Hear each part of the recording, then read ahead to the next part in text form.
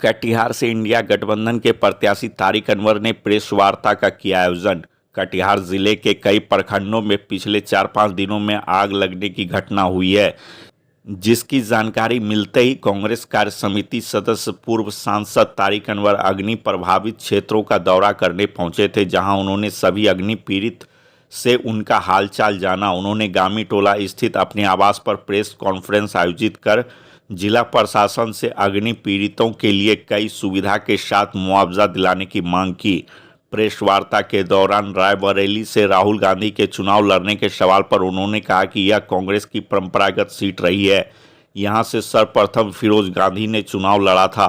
उन्होंने कहा कि इस सीट को जीतना राहुल गांधी के लिए कोई कठिन बात नहीं है। वहीं हिंदू नेताओं को टारगेट बनाकर हत्या करने के आरोप में पुलिस ने गुजरात के सूरत से एक आतंकवादी को गिरफ्तार किया है, जिसके कनेक्शन पाकिस्तान से होने की चर्चा है। इस पर पूछे गए सवाल पर उन्होंने कहा कि आतंकवाद एक बड़ी समस्या है, इस मामले की पूरी जांच होनी चाहिए। साथ ही उन्होंने कहा कि कभी कभी चुनावी माहौल में लाभ लेने के लिए भी ऐसा करवाया जाता है, इसलिए पूरे मामले पर विस्तृत जांच होनी चाहिए।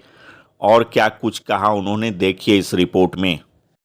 कटिहार के बहुत सारे प्रखंडों में आगजनी हुई है और उस आगजनी में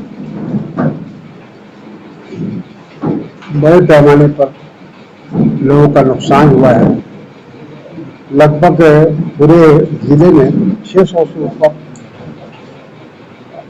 जो मकान है वो क्षतिग्रस्त हुए हैं और सभी लोग उससे प्रभावित हैं। आज भी हम लोग कुर्सेला से लेकर इधर बरारी के विभिन्न क्षेत्रों में हम लोग गए। वहाँ भी काफ़ी भयंकर आग लगी है।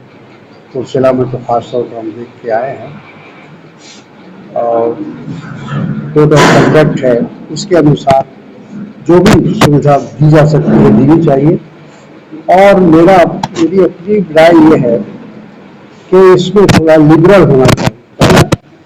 दूसरा, दंगल को लेकर आग बुझाने की जो समस्या है वो ये है कि बिहार से या मंडल मुख्यालय से उसकी व्यवस्था है तो वो बहुत पर्याप्त नहीं है और काफ़ी उसमें विलम्ब होता है पहुँचने में।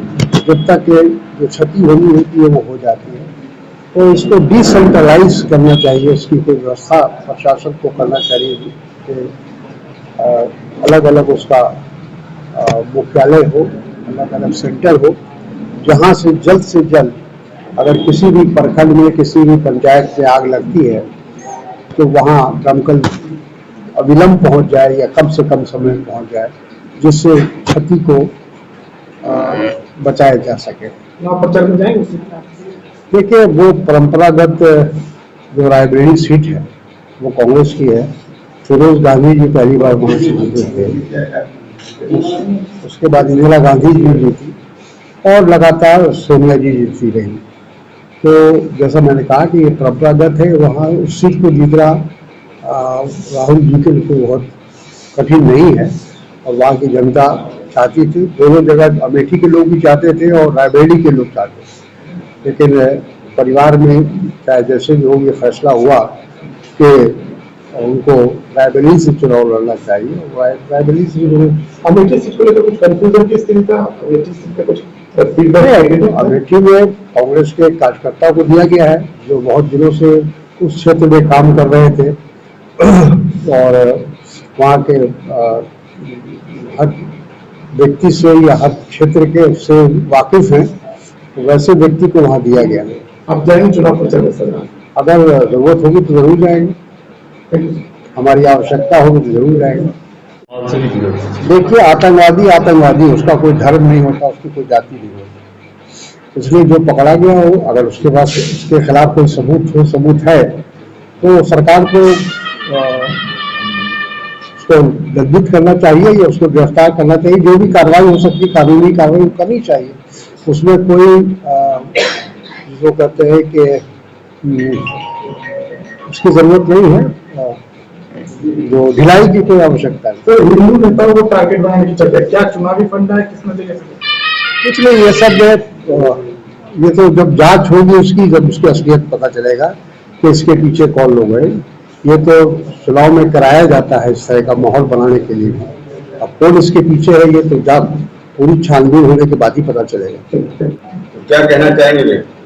चलिए, मोदी जी तो खैर परिवार है ही नहीं, तो उनको परिवारवाद से क्या मतलब। उनको परिवार का जो एक मोह होता है या लगाव होता है वो उनको है ही नहीं, इसलिए वो उनकी बात को तो हम लोग माफ कर सकते हैं।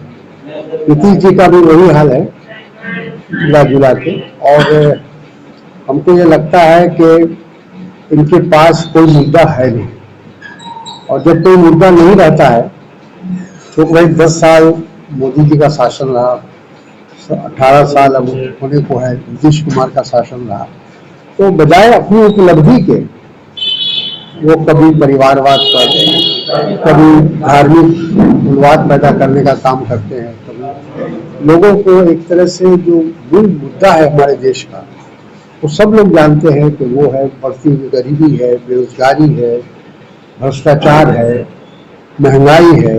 इन मुद्दों पर हमारे प्रधानमंत्री भी बात नहीं करते, नीतीश कुमार भी बात नहीं करते। पलायन पर, बड़े पैमाने पर बिहार से पलायन क्यों होता है, इस पर नीतीश कुमार भी जवाब दें।